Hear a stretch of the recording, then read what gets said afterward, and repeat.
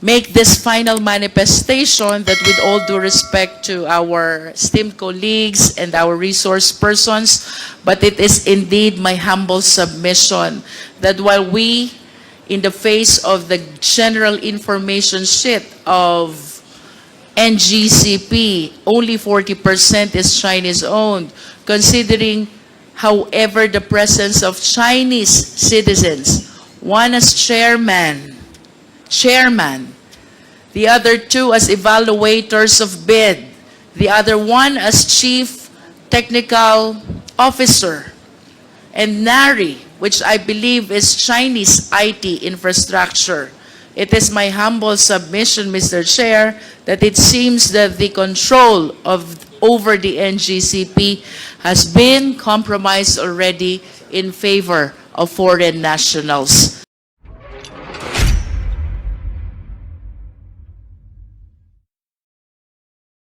Next speaker, the Honorable Jinky Luistro. Ma'am, thank you. Thank you, Mr. Chair. I wish to commend the very passionate interpellation conducted by the Honorable Fernandez. However, Mr. Chair, I lament that the Filipino people who are viewing us right now may not be understanding the significance of this inquiry. So, while I do submit that this is a very technical matter, I hope everybody will exert the necessary effort to laymanize in the same way that Yusek Garin did during her presentation. So before I proceed to my interpellation, Mr. Chair, I wish to request Yusek Garin to please enlighten the public. Ano po ba ang kahalagahan ng National Grid Corporation of the Philippines sa pagtaas ng presyo ng kuryente dito sa ating bansa? Mr. Chair. Mr. Chair. Mr. Chair. Yusek Garin. As a transmission by itself, kasi yun yung nagko-connect, di ba? So kada parte ng electricity natin, may charges yan. Generation, transmission, and then distribution. So, ang generation, halos 50% yan. Transmission is a small amount. I don't know if it's 10%, ma'am. I'm not sure. I think even less. But ang importance is not just the charges. The charges can still be lower kung ayusin siguro yung mga taxes or yung pag-pass on nila ng yung costing nila, no? But the more important impact of a delayed project is, halimbawa magpagawa ka ng, Mr. Chair, paggawa ka ng bahay. If you do it in 2010, it's cheaper rather than doing it in 2020. May inflation, umaakyat din yung presyo. And that's what's the impact is to our households. Dahil mas mahal ang presyo ng proyekto, depende kung how ERC would treat that for their cost recovery. Pero nagiging mahal yung presyo, nagiging mahal din yung charges.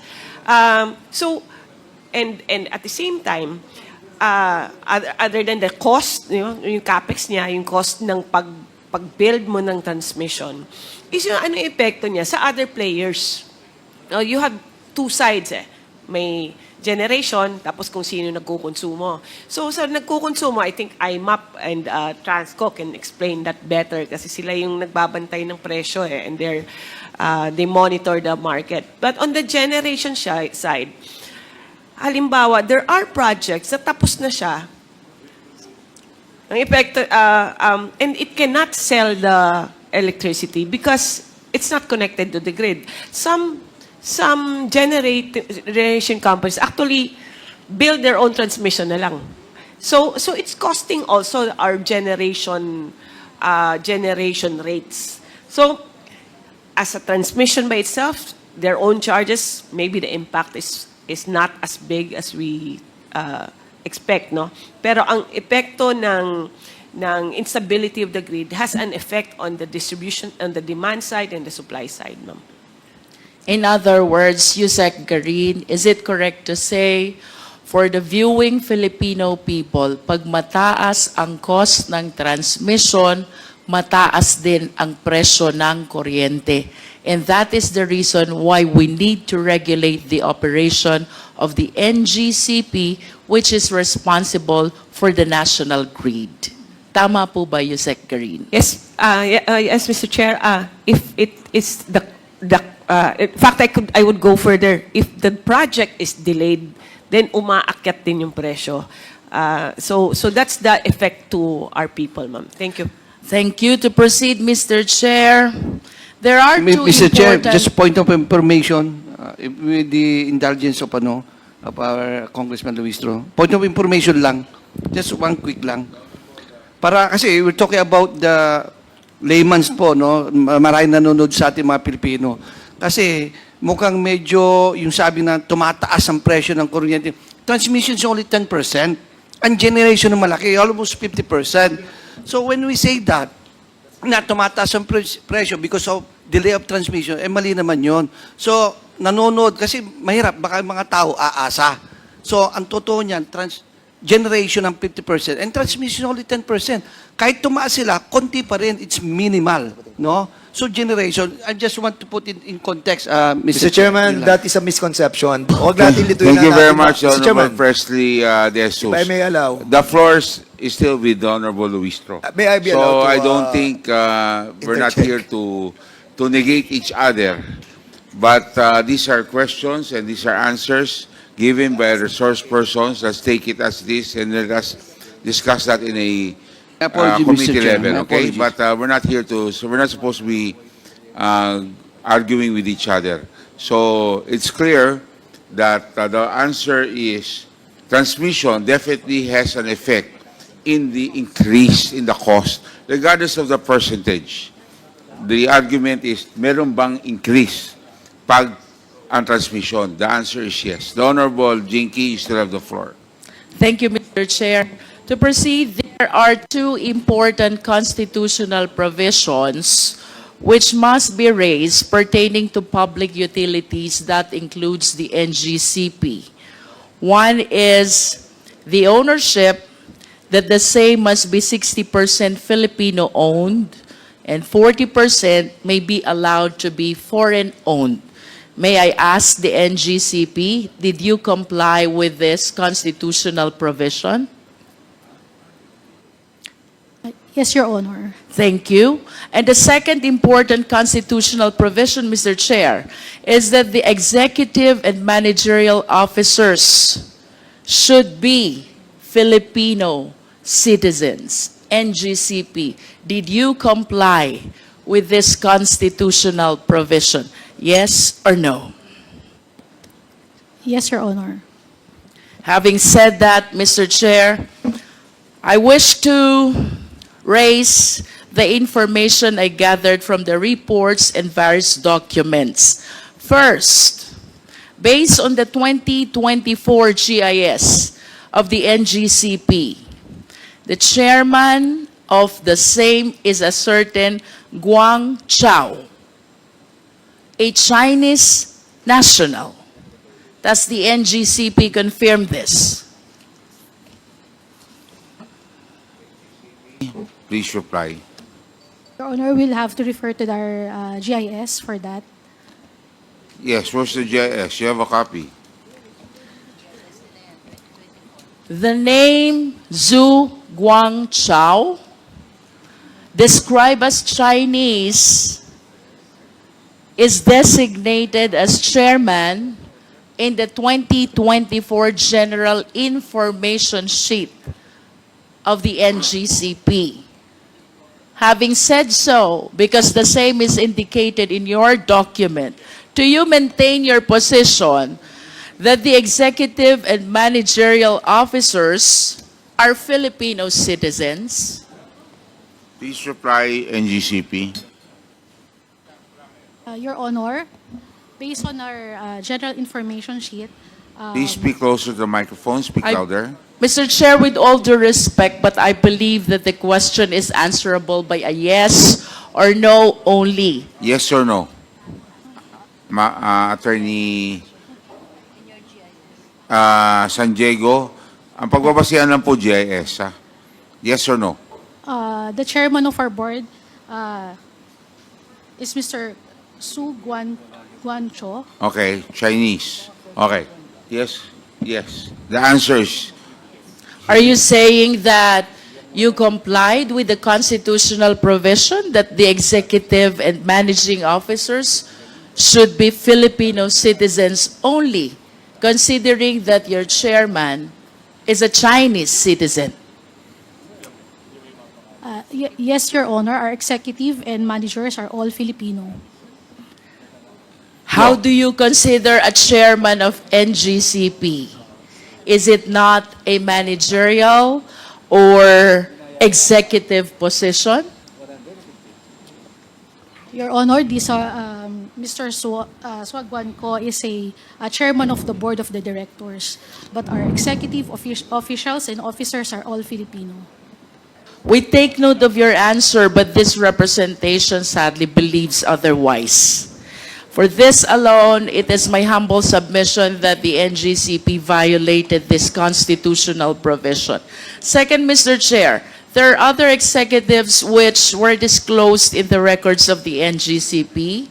Leo Zhao Yang, described as Assistant Chief Technical Officer. Leo Sin Ju Wan, described as Chairman of Board Audit Committee. These two officers are responsible for hiring employees and signing contracts with them. Having said so, Mr. Chair, may we hear from the NGCP, are you still maintaining your position that executive and managerial officers are Filipino citizens? Liu Zhaoyang and Liu Xinju are both described as Chinese citizens. Your Honor, we maintain that all our executives and officers are all Filipino. But Your Honor, if I may, I have been looking at our GIS, but the mentioned names were not here in the 2022 GIS of NGCP. in the what? GIS of NGCP. Mr. Chair, What- we will be flashing some documents on the later part of the interpellation showing these names, including the others who participated in the operation, most especially the technical aspect of the NGCP. Another significant name that I came across with is Wen Bo, Chief Technical Officer.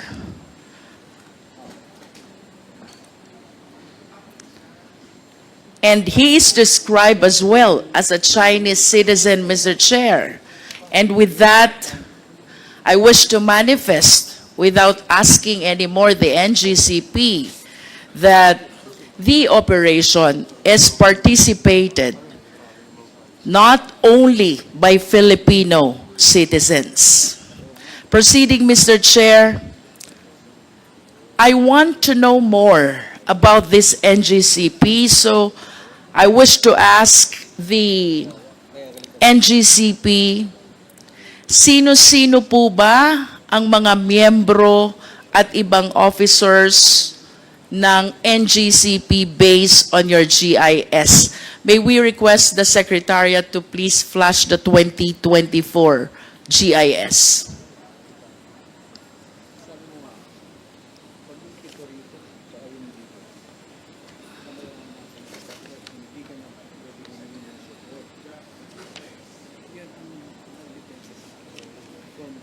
NGCP, please.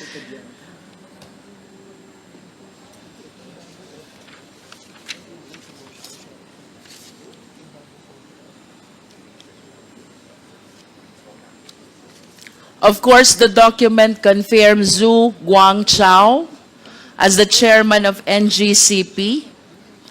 And in addition to this Chinese national, we have also number 8, Yao Yu Sheng, Wang Li Jin, Liusinwa, although their possessions are not indicated in this GIS.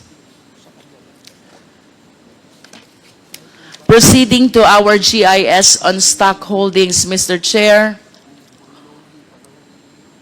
Kindly flash the next slide.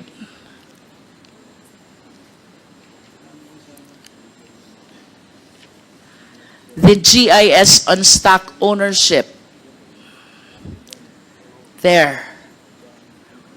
There is one corporation here, Monte Oro Grid, which owns 27.23% of its shareholdings.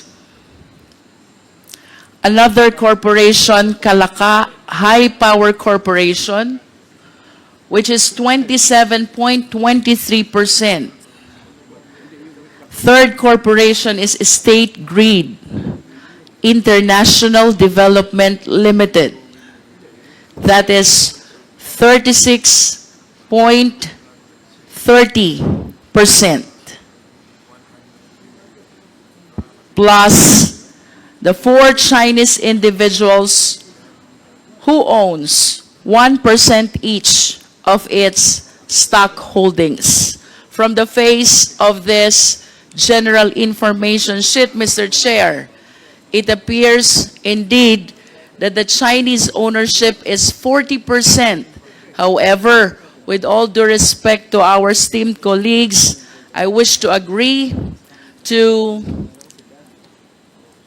the honorable members who insisted on requesting for the GIS of the corporations who own shareholdings as well, in order to find out the extent of Filipino ownership, as it might affect as well the requisite ownership as imposed by the Philippine Constitution, and that is, to be specific, 60% Filipino-owned and 40% foreign-owned as may be allowed. And therefore, let this representation reiterate the earlier motion to Sestecum for the submission of the GIS of Monte Oro, Kalaka High Power, and if possible, the State Grid International Development. That is, if our intention indeed is to find out if there is full compliance with the requirement of the Philippine Constitution. Another corporation which GIS we want to request, as earlier requested, is the Synergy Grid Development Philippines, which owns 9.24% of the stock holdings of NGCP, Mr. Chair.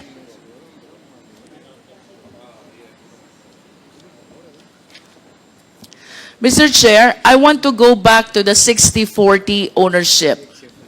While I do acknowledge that the remaining 40% of the stock holdings may be foreign-owned, I just want to satisfy my curiosity. Considering the significance of this Public Utility Corporation, NGCP, ang tanong ko po, NGCP, wala na po bang ibang Filipino citizens interested to own that 40% which currently belongs to the Chinese nationals?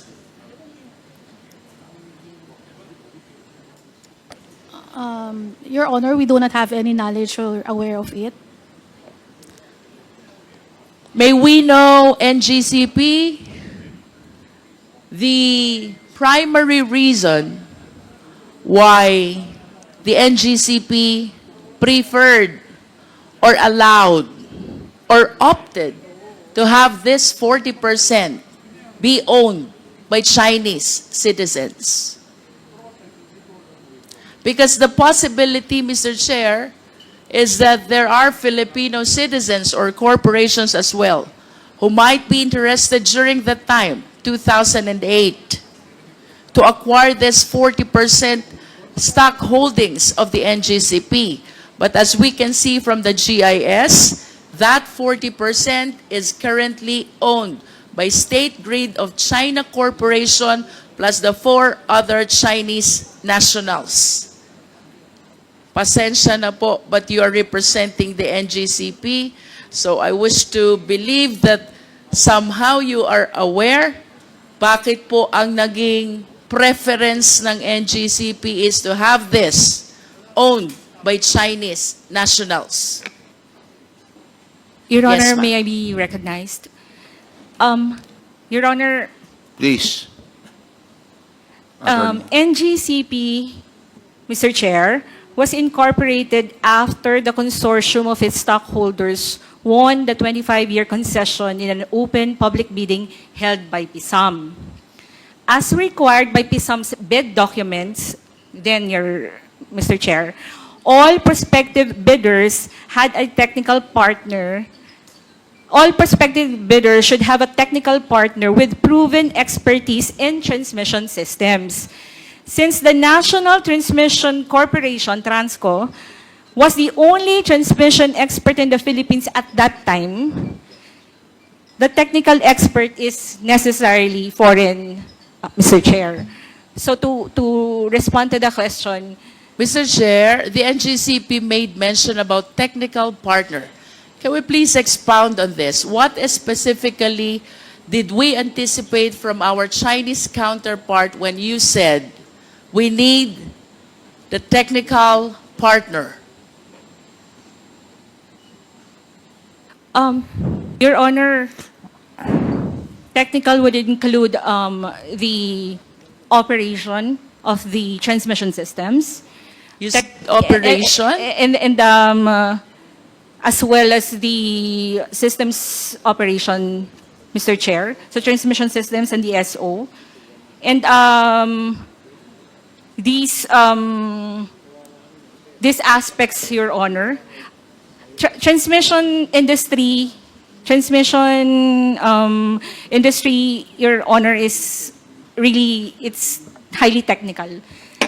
Kanina po, sinabi nyo din, Transco lang ang merong technical capacity, should I say, or resources. And that is why you relied on foreign ownership when it comes to technical part. To enlighten the public, NGCP, are you trying to say na ito pong technical part ng NGCP cannot be provided at all by Filipino citizens? Your Honor, yung konteksto po ng response ko was that from the beginning, and that nung nagbidding din po nung panahon na yon, nung binid out din po ito ni PISAM, other participants in that bidding is meron din po silang kani-kanilang technical expert who were also foreigner, Mr. Chair. Right? So,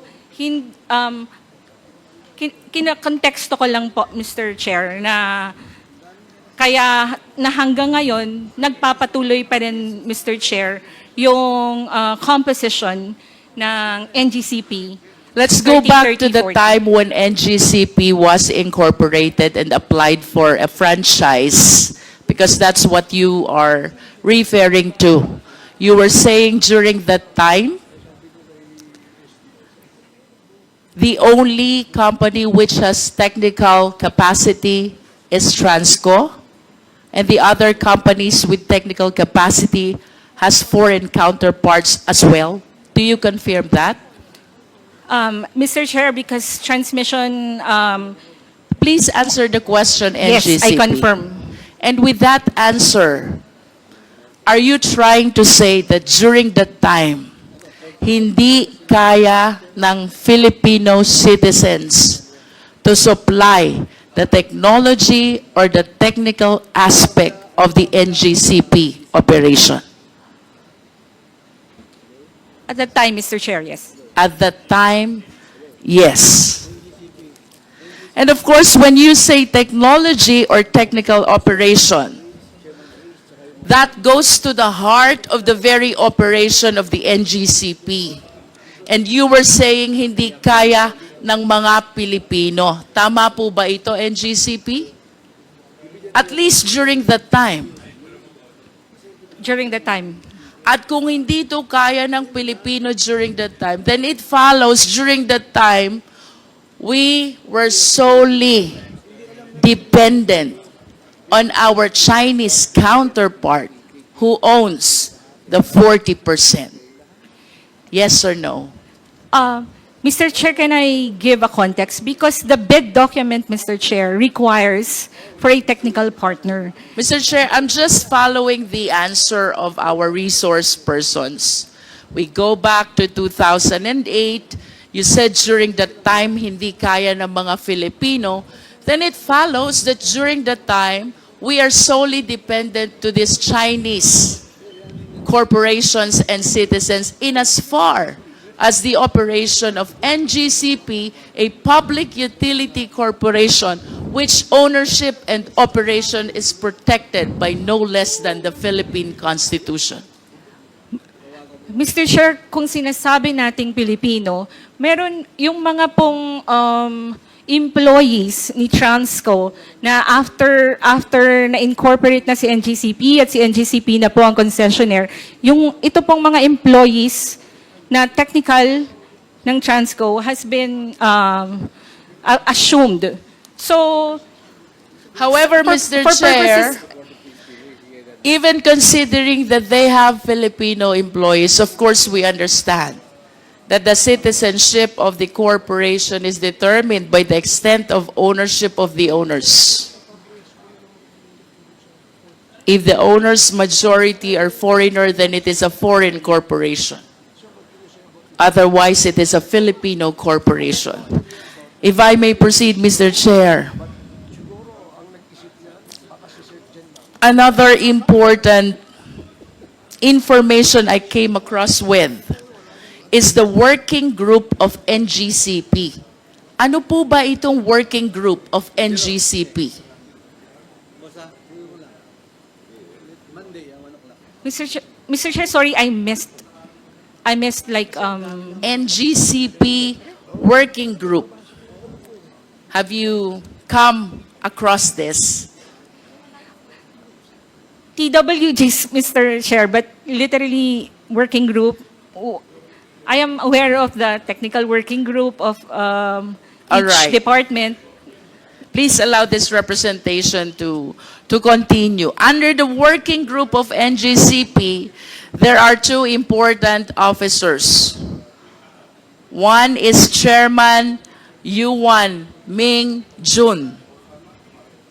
He is described as acting officer, acting chief technical officer. And another is alternate chairman, Chan Chang Wei.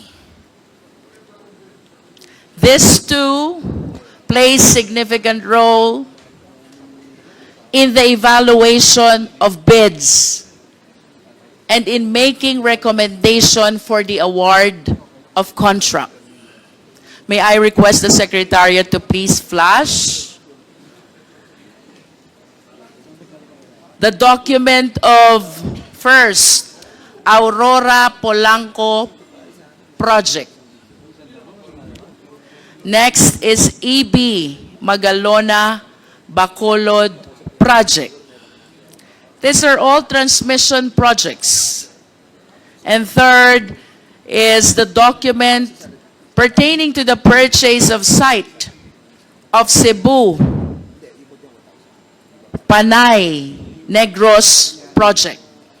Secretariat, please, at least to satisfy the committee that these two Chinese nationals under the working group of NGCP indeed did the evaluation of bids and the recommendation for the award of contract.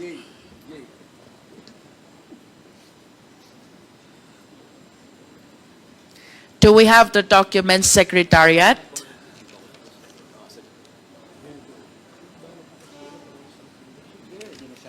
while we are waiting for their documents, I wish to add, Mr. Chair, that there's another Chinese national, this time Wen Bo.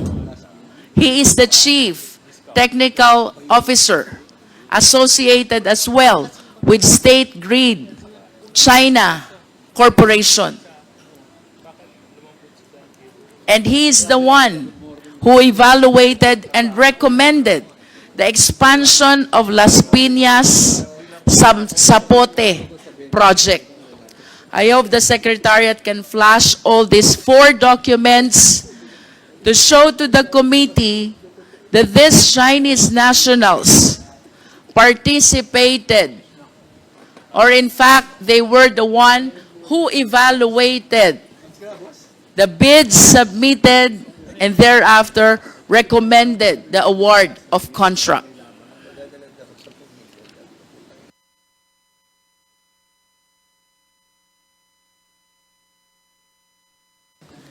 Considering the information, Mr. Chair, that this representation have relayed already, the chairman is a Chinese national. Other executives, Zhang Yuwang and Xin Juwan, are both Chinese nationals. And then we have this working group of NGCP, Ming Jun, Cheng Wei, and a certain Wen Bo, participating in the evaluation of bids, all Chinese nationals. And NGCP continue to maintain that the managerial and executive officers are Filipino citizens. Mr. Chair, I am prompted to ask for a complete rundown of the remaining key officials of NGCP, which the NGCP representatives, I hope, will provide at the soonest possible time. Mr. Chair. To proceed, Mr. Chair, NGCP, are you aware that the State Grid Corporation of China has its own publication? I am not aware, Mr. Chair. Secretariat, kindly flash the publication which says SGCC first time acquired right to run transmission grid outside China. This publication, from the perspective of China, totally rejects the position of the NGCP that the Filipinos are in control of the NGCP. Because as you can see from this publication, it is the SGCC itself which is claiming that for the first time they acquired right to run transmission grid outside China, referring to the National Grid Corporation of the Philippines. May we hear the comment of the NGCP? Your Honor, this write-up was not written by NGCP. This write-up is... I understand. But going back to the question, do you still maintain the position that the managerial executive officers are Filipino citizens? Do you still maintain the position that Filipinos are in control of NGCP? Unequivocally, Your Honor, I maintain that position. It seems to me that the course have changed already, considering the significant officers who have been participating in the operation of the NGCP, aggravated by that publication coming from one of the major stockholders of the NGCP, that is the State Grid Corporation of China. That is a manifestation, Mr. Chair. To continue, Mr. Chair, NGCP, nasan po ba ang switchboard ninyo? You don't know? Your Honor, it's a technical term. We have technical people here. May we ask the technical people?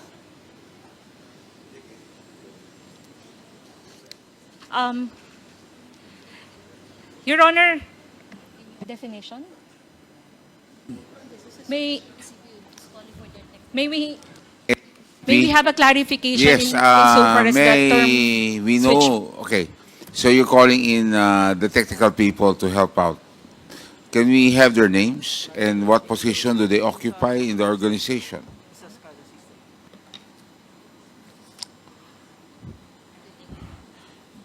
Sino po sila? Good afternoon. I'm Clark Agustin from the... Pakilakas lang po. Good afternoon, Your Honor. I'm Clark Agustin from the System Operations. If you're referring to the control From system... what? From what? System Operations. He taken his oath, Comsec, please take the oath of the, of Mark. Tumayo po kayo.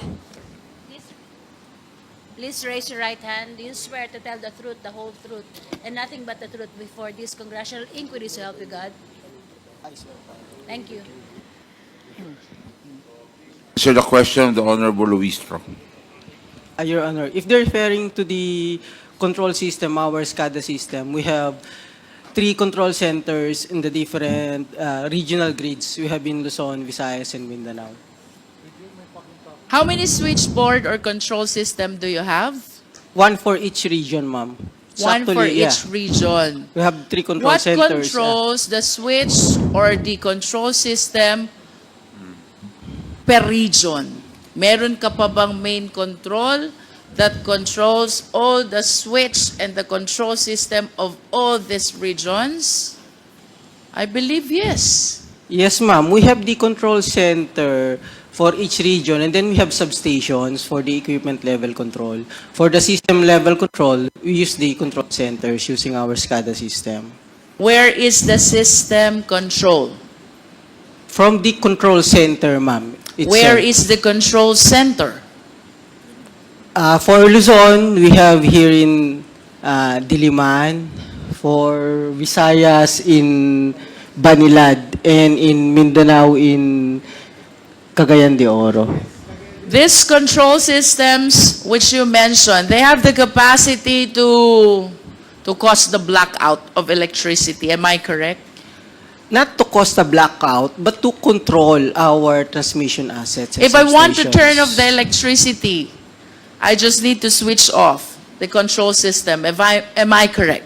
1 by 1 per equipment. You One can do by that. one. Yes, ma'am. We can control it remotely. So, kanina you mentioned about the main control. How many main controls do you have? We have a control center monitoring and controlling different equipment of the grid. How many main controls do you have? So we have a system, pag control po ma'am, not necessarily, as I get from your question, isang button, wala po siyang ganon. So kasi different parts po ng grid, different assets, different control. So if you want to operate a certain circuit breaker, kailangan mong operate that specific breaker. But A at least specific if, feeder, yeah. if I turn off one of those, did you say assets Yeah. of that control system, then the electricity will not work anymore. If I turn off one of the several assets of the main control system, electricity will not work anymore. If you intentionally isolate a specific area, that specific area will not have electricity, will not have supply of power. For that specific area, associated to that equipment. To simplify, Mr. Chair, that main control that you are talking about is responsible to make the electricity available or otherwise. Yes, ma'am. Okay. So, you said that you have main control in Luzon, in Visayas, and Mindanao. My next question is, what is this operational computer in Nanjing? I'm not aware of that, ma'am. Operational. Operational computer in Nanjing. Nanjing, China, I believe. I'm not aware of that, ma'am. Well, based on reports, there is such a thing as operational computer in Nanjing, which is connected to the server in the Philippines that can control the availability of electricity in the country. Can you comment on this? I'm not aware of that.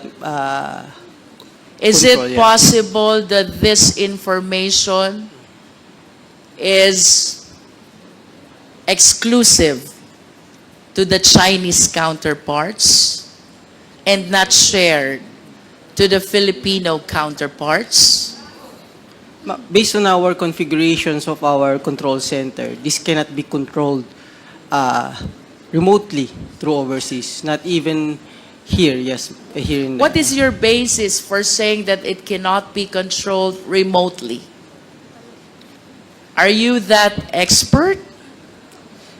Based on my experience and my knowledge, our SCADA system is actually isolated, ma'am. It's not connected in the internet, so you cannot easily control it remotely. Without Based for- on the design and the architecture. I understand. With all due respect, but considering that our IT infrastructure, tama ba, is provided by the Chinese counterpart, or should I say, a Chinese corporation, I humbly submit that no matter how knowledgeable Filipino citizens are, the one who created the system know more and know better than the one operating the same. As a general statement, do you agree? No, ma'am. Ibig sabihin mo, you're the one using the system of China, mas marami kang alam kesa nag-create ng system? No, ma'am. As I've said, This is a based- general statement, NGCP. It is not my intention to undermine the technical know-how of people from the NGCP, but logically speaking, ang sabi, the creature cannot become higher than its creator. I believe that the one who created knows more and knows better about the system than the one using the system. Do you agree? I disagree, ma'am. Say for example, baba, meron akong laptop, computer. It's made in the US or in China. That does not mean the manufacturer can remotely use my device. Kung analogy po, ma'am, ang pinag-uusapan. No, I'm talking about the system as a whole, and considering its use, the use of the system, considering that they were the ones who created it, it is my humble submission that no matter how expert we are, the one who created knows better about the system. That is a manifestation. We respect your position. To continue, Mr. Chair. Mr. Chair, Mr. Chairman, Romy Ako. with the indulgence of the Honorable Luistro, because I'm interested in the point she was making a while ago. I did not get it clearly, yung sagot po ng resource person. May I ask some clarificatory questions, Mr. Chair? If the Honorable Luistro will allow, Honorable Luistro, there were questions that he would like to ask for clarification. Yes, the Honorable Akop, you have the floor. Thank you, Mr. Chair. Sinabi po nyo kanina, 10 yung control points. Tama po ba yung pagkarinig ko? For the entire country, 10 yung control points. Tama po ba yung pagkarinig ko? Sir, hindi 10 as in 10? Yes. Hindi 10. po. Hindi po. We have three control centers, one for each region. One for One for Luzon, Visayas, and Mindanao. And walang central control point to control the 3 control points. Meron po kaming convergence point, yung central grid operations, pero it's just monitoring the interchange points. Yeah, but Wala po. For each region, you're correct, sir. So if you decide to cut off the power for the entire country, wala po yun. Wala po. Wala po. So it's for the 3 control points. Yes, Kung sir. gusto nyong patayin ang power sa Visayas, po pwede.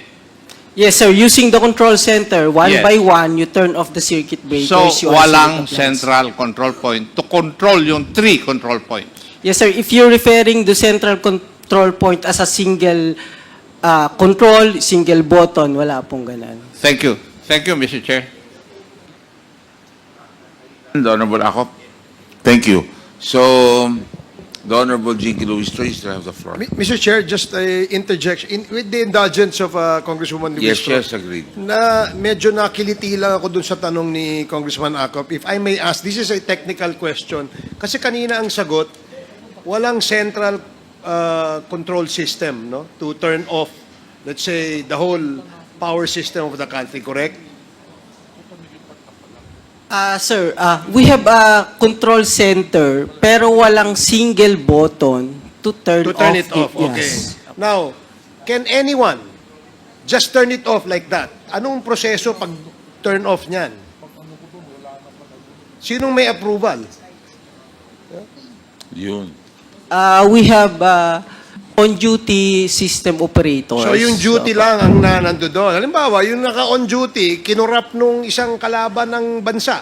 At sinabing, patayin mo lahat nung yung area ng kuryente nung area yon. Can they do that? What do you mean by corrupt? In-instructan? Oh, in-instruct. Oh. They should not follow. Huh? It's not part of their duty, sir. No. What was that again? Hindi. Ibig sabihin, sir, how could they do that? Why would they follow the instruction of other people No, in, from in, other in simple countries? in simple analogy, ganito lang yan. Ano? Sabi mo kasi, it can just be turned off just like that. Yes, sir. Diba? Now, ang tanong ko, sino ang pwedeng magsabi i-turn off yan? At kung merong ganyang order, ano yung procedure o yung proseso para i-turn off yan? Yes, sir. We have procedures on how we operate our equipment and especially the grid.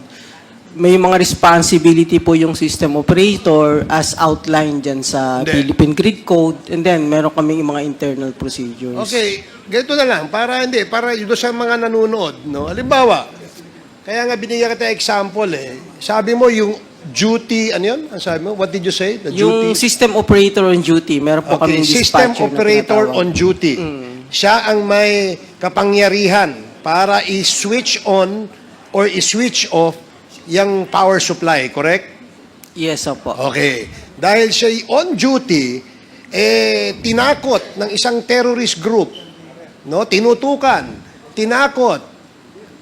Sinabi niyang, patayin mo yung switch na yan. Turn it off. Can they do that? Hypothetical po, kung halimbawang nasakop nga, nandun siya sa control center, that's possible. Kasi, ma-operate niya manually. Ano nga yung procedure pag turn off? Meron po tayong... Who decides? Is that the decision of the duty, ano yun? Duty system manager o ganyan? Yes, sir, Decision opo. lang niya yun? It's a decision based on established procedures po. May guidelines po tayo. May established procedure pala Ano nga yung procedure? Ano yung procedure? Kung halimbawa po, merong maintenance, pwede niyang patayin yon. May emergency, may risk sa life, sa equipment, pwede niya pong patayin.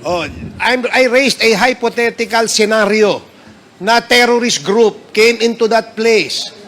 Tinakot yung operator. Sabi, patayin mo yung kaya niyang gawin yon. Kaya niya po. So, yun ang tinatanong namin. Yeah, if it's possible, so, ibig he can do sabihin, the power to switch it on or switch it off ay nasa isang tao lang doon sa duty manager. Not necessarily isang tao, isang team. Usually po, 3 tao yung naka-duty. Isa, dalawa, tatlo. Ibig sabihin, nasa kamay lang nila ang desisyon. So, walang security feature. Wala man lamang safety measure or security measure to prevent that hypothetical scenario from happening. Is that correct? Sir, yung details po, pwede naman namin i-discuss kasi kung sabi nyo nga, security yung involved. Pero public po kasi baka po hindi namin basta-basta ma-disclose yung process nung... Sige, let's not go into the details. Yun lang gusto namin malaman. Kung may isang nasa kamay lang ng isa, dalawa, tatlong tao pala, pwede nang i-switch yun eh. Yes, sir. Alam mo, very critical yung issue that we are discussing here because one, bukod dun sa issue that Congressman Dan Fernandez raised and the chair raised, the question that actually needs answers is who controls NGCP? Is it the Filipino or the Chinese? Based on documents, sinasabi na Chinese kasi sila yung kaya nga we're digging deeper. That's why we're asking questions. Now you're telling us na yung meron palang power to switch it on or off is only in the hands of one or a few. Therefore, masyadong vulnerable yung sistemang yan. But I will ask that question later and elaborate on that, Mr. Chair. Thank you, Congresswoman Jinky, Luistro, and Mr. Chair. Luistro still has the floor. The Honorable Luistro.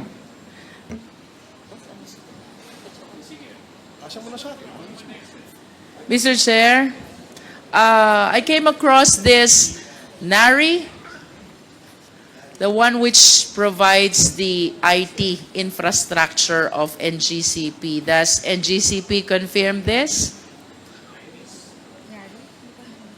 NARI. Mr. Chair, I am not familiar. May we place back on board the technical officer of NGCP. Mr. Clark Agustin, please take the chair of Attorney Malyari. Do you confirm that the IT infrastructure of NGCP is now NARI? For the IT, it's not NARI, but we have equipment branded as NARI. Okay. Yeah. Equipment is branded as Some. NARI, Some equipment, Some. not all, yes, ma'am. but you deny that IT infrastructure is NARI. I'm not sure about the specific brand of our IT. And it's not, I think not supplied by only one brand, ma'am. Mr. Chair, I wish to remind our resource person that he is testifying under oath. So I hope you are giving truthful information to this committee. I understand that prior to NGCP, the IT infrastructure is ESCADA, a Filipino corporation. However, upon the assumption of NGCP, they converted to NARI, which is a Chinese corporation. Now, I wish to ask, what is the reason why you switched from ESCADA, a Filipino corporation, to NARI, a Chinese corporation? Ma'am, I would just like to clarify. IT is different from the ESCADA. So, ESCADA is our control system. That's our system control and Do you data still have that acquisition. ESCADA Yes, up ma'am. to now? Yes, ma'am. We have a SCADA. Yes. Are you still using ESCADA? Yes, ma'am. Actually, all power utilities uses SCADA to control their power system. If ESCADA has this capacity, Opo, SCADA stands for System Control and Data Acquisition. You use it to monitor and control the power system in the case of NGCP. and you're still using that, Yes, ma'am. We need the SCADA to control our power system. Then why resort to other Chinese corporations if SCADA has the capacity to provide the necessary technical aspect of the NGCP corporation? Why resort to NARI if SCADA is still dependable? Ma'am, our SCADA is just the tool.